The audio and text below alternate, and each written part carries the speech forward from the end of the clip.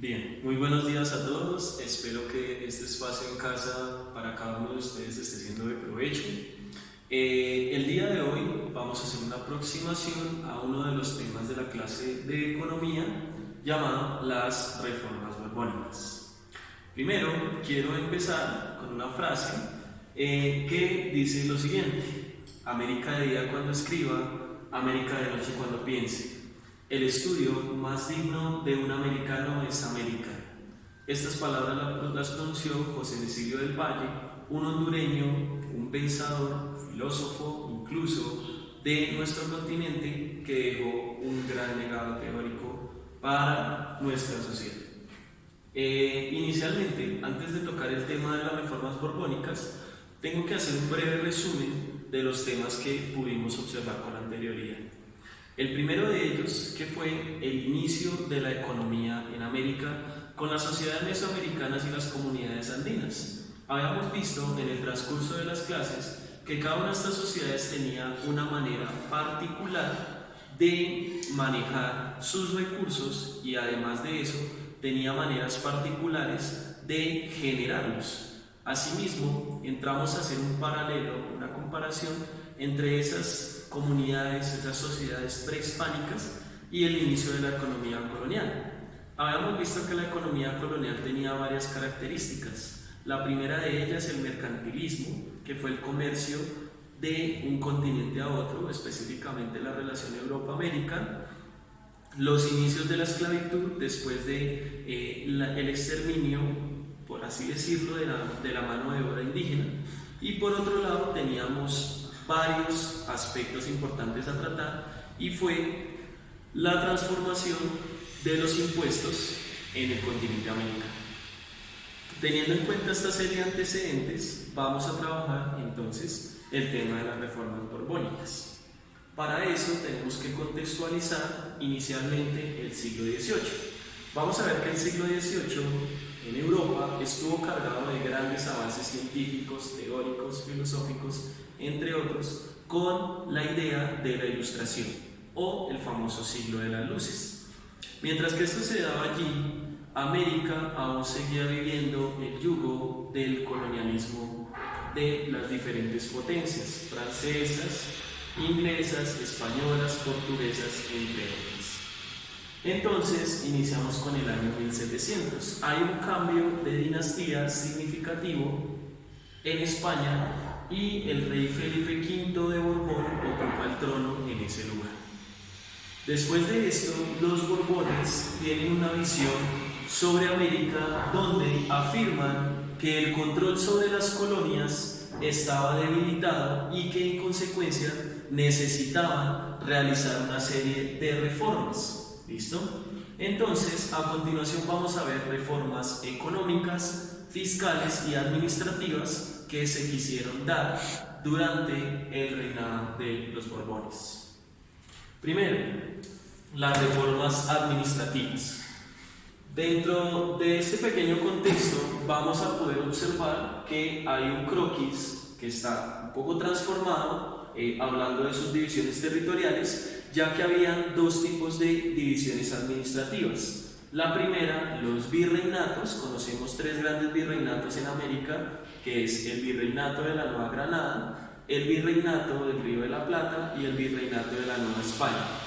Y segundo, las capitanías generales, donde tenemos la capitanía de Venezuela, de Perú, de Chile, de Cuba y de Guatemala.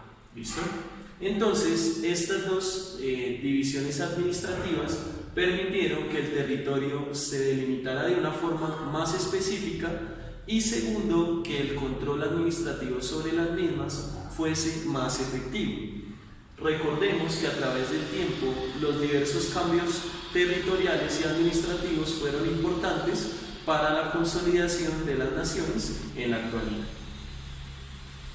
Segundo, las reformas fiscales. Las reformas fiscales tienen dos aspectos importantes. La primera, recaudar impuestos de una manera más organizada. Recordemos que en ese momento el recaudo de impuestos simplemente se hacía a través de dos, digámoslo así, mecanismos importantes. Número uno, la mitad. Número dos, la encomienda. La mitad era el trabajo forzoso que realizaban los indígenas con el fin de extraer los recursos para beneficiar a Europa. Y segundo, la encomienda, que era un número determinado de indígenas asignado a un encomendero, a un español, con el fin de garantizar la protección de esos indígenas y segundo, evangelizarlos y enseñarles el idioma español, ¿sí? Que era lo que ellos conocían como el ingreso de los indios a la civilización. Entonces, la recaudación de impuestos de una forma más organizada permite, en cierta forma, que las autoridades de la corona en general, ¿sí?, estén mucho más atentas de la recolección de dichos impuestos y en consecuencia garanticen que no haya un desfalco económico que beneficie a unos pocos. Segundo, la expulsión de la orden jesuita o de la Compañía de Jesús. Recordemos que los jesuitas o la orden de la Compañía de Jesús fue fundada por San Ignacio de Loyola en 1534 y esta compañía básicamente lo que ha hecho es tratar de difundir el catolicismo a través del mundo. Y para el año 1767 los jesuitas fueron expulsados de las colonias americanas. Esto que facilita que la corona obtenga sus propiedades y obtenga diversos territorios o terrenos que habían sido de ellos con el fin de distribuirlos y obtener ganancias aún mayores para superar los desfalcos económicos que había afrontado la corona en ese momento. Bien, luego de eso entonces vamos a la siguiente parte donde tenemos los objetivos. ¿Cuáles eran algunos de los objetivos de esas reformas borbónicas? Primero, convertir a las colonias americanas en proveedoras de materia prima. Esto facilitaba el transporte, la extracción y transporte de esas materias primas desde el continente americano hacia el objetivo principal, que eran las coronas en Europa. Bien, por otro lado, el establecimiento del Reglamento de Libre Comercio en 1778. Hoy en día vamos a ver que hay ciertos elementos particulares dentro de los procesos de libre comercio, ventajas y desventajas del mismo. En este momento podemos hablar de dos términos que utilizaron para fortalecer su idea, hablando de las coronas, que son la libertad y el proteccionismo. Dos términos que vinieron siendo realmente contradictorios, ya que el proteccionismo, económicamente hablando, nos indica que un territorio específico protege sus fronteras para evitar permear otras economías. Pero por otro lado, la libertad indica que yo puedo expandir mi economía hacia otros lugares un poco más amplios. Pero entonces vamos a ver en cierta forma cómo se pueden relacionar los términos de libertad y proteccionismo. Y es la promoción del libre comercio, pero únicamente dentro de las colonias administradas por la corona desde España, por las diferentes autoridades como los virreyes y las capitanías generales, que eran parte del ejército o de las autoridades en ese momento de las coronas. Vamos a ver tres características importantes de este libre comercio. Primero, la imposición de impuestos a los productos importados. Cuando se aumentan los impuestos o se imponen los impuestos a los productos que vienen de afuera, va a ser muy difícil que se llegue a comerciar dentro del territorio. Aquí tenemos reflejada la característica del proteccionismo. Las fronteras se ven protegidas frente a amenazas externas, como puede ser el ingreso de otro producto. Segundo, la eliminación de obstáculos monetarios para el intercambio entre las colonias. Los impuestos, las barreras arancelarias, en cierta forma se eliminan dentro del comercio en las colonias, lo que facilita el rápido intercambio dentro de las mismas. Y por último, el apoyo a inversiones económicas que incentivan la exportación de materia prima, es decir, fortalecer las ideas o incentivar las ideas económicas que permitieran el comercio de la materia prima desde las colonias hacia Europa. Por otro lado, ya vamos a ver la última parte, que tenía como objetivo Medidas para facilitar el comercio transatlántico. Recuerden que dentro de la consolidación de los estados hay un elemento importante que son los territorios.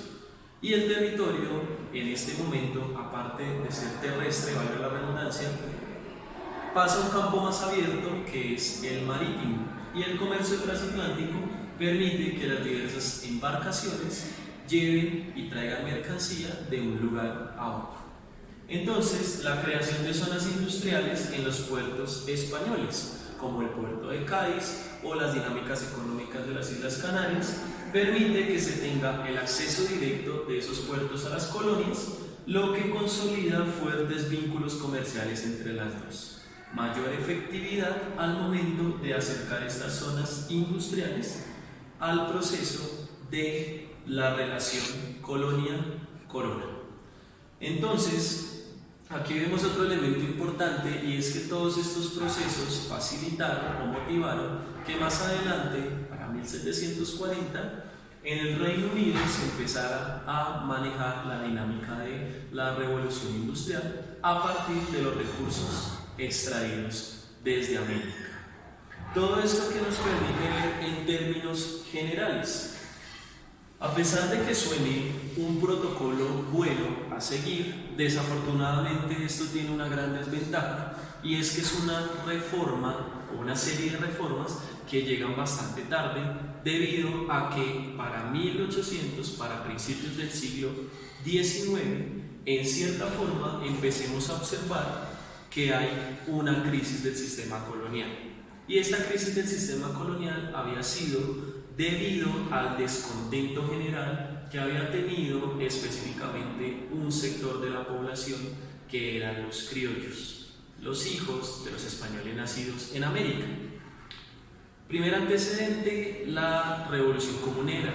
En 1771, en Socorro, Santander, se da este proceso que permite ver u observar el descontento que hay con respecto a la situación de la población frente a las medidas económicas, políticas y sociales que tomaban las autoridades de la corona dentro de las colonias.